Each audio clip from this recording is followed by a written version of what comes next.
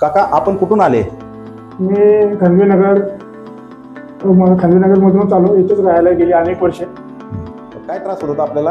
मला back pain होता आहे आणि आज मला त्याचं खूपच रिलीफ वाटलं. बॅक पेनला म्हणजे नक्की काय होते, कारण मला हार्टची मी ट्रीटमेंट बी घेतली. अँजिओग्राफी माझी 2-3 वेळा झाली, अँजिओग्राफीच फक्त. आणि मग शेवटी डॉक्टरांनी मग बरंच सांगितलं होतं मला असं करावं लागेल, ॲडमिट व्हावं लागेल.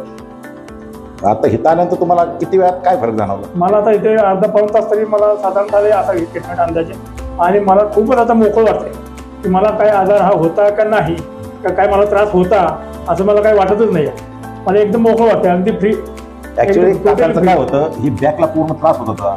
त्यामुळे काय वाटायचं की हे तर दुखतंय का बॅकला दुखतंय, हे प्रॉब्लेम कन्फ्युजन होतं. आणि आता थोड्याशा सेटिंग आणि त्या ह्याच्यामुळे बिलकुल क्लिअर झालेलं आहे. खूप बरं वाटतंय. आणि आज इथं आल्यामुळे मी 3-4 दिवस तरी का वाया घालवले असं वाटायला.